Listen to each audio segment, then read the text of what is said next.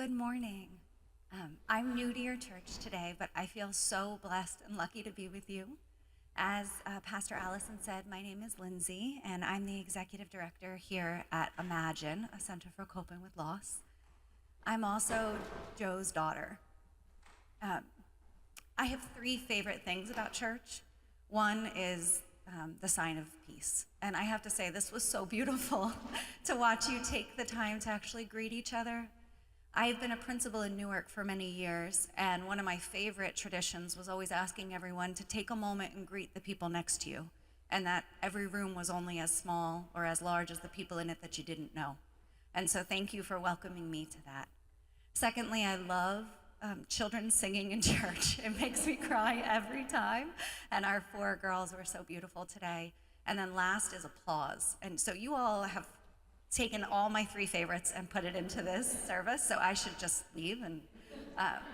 But my fourth favorite, it's probably actually my favorite, is remembering those in our lives who have passed on. So I share that I'm Joe's daughter. My father was one of the most special men. It's a little sacrilegious to say it, but I will say that people often said my father looked like Jesus. Very tall, very lean, very muscular, very handsome. In the early days, he had long hair, potentially very hippie-ish at Woodstock, but he also lived his life in a way that he understood the finality of it and what was truly important. He was a UPS truck driver, and so still to this day, every time I see a brown truck drive by, I beep and honor them.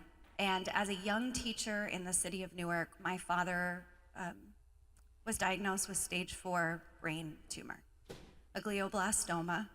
And my parents, I was not going to share this morning, but one of the things in your opening prayer was that God never asked us to be perfect.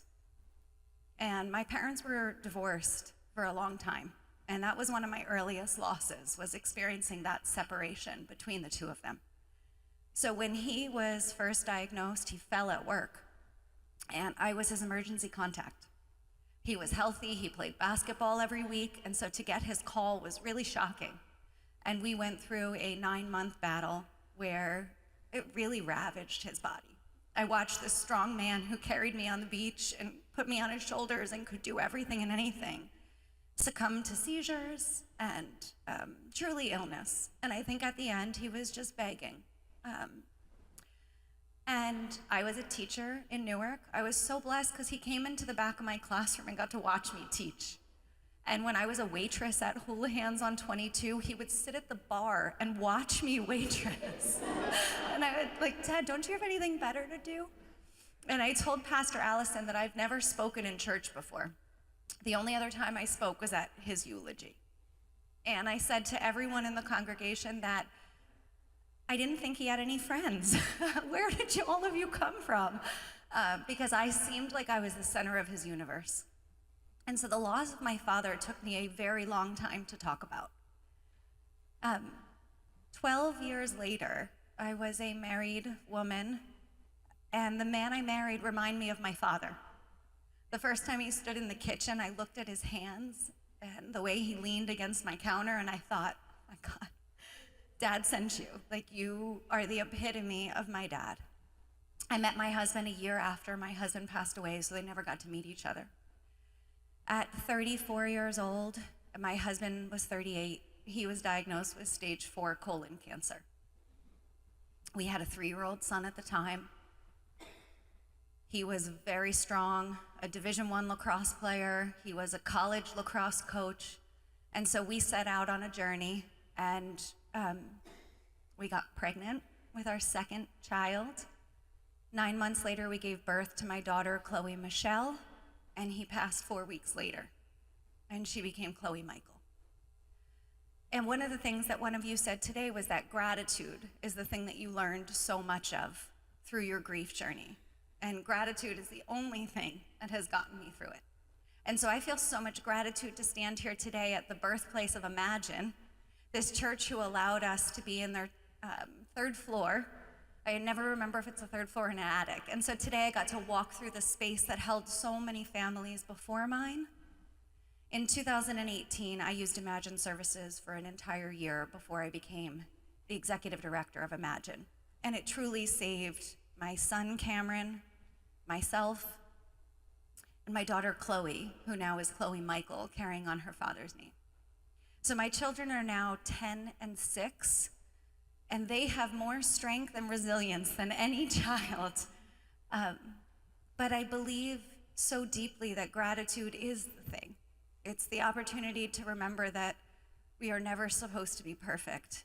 That I thought in my first year after losing my husband that if I did everything right, somehow it would hurt a little bit less.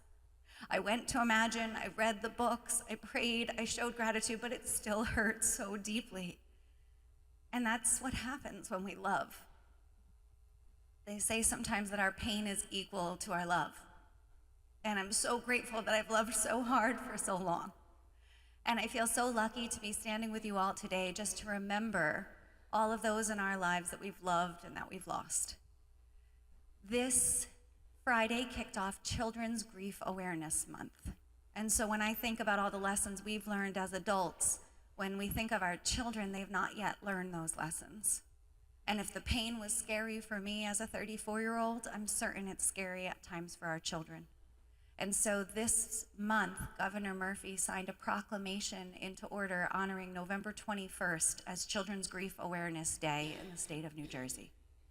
And so another one of us said that carrying on and finding ways to be better and to be stronger for the people that we've loved and lost, it feels like such an honor and a privilege now to advocate for our children and to make sure that their needs are always seen. So I thank you all for all that you do every single day, for showing up, for taking the time to listen to where I've been in my journey, and I invite you to share your journey with others. One of the bravest things I find at Imagine in those rooms is that as we share our imperfections, we give other people who are grieving the opportunity to not feel like they have to be perfect either. So thank you for taking me, Pastor Allison, and all of my imperfections, and thank you for listening and sharing this space and this holy space with me today. Thank you.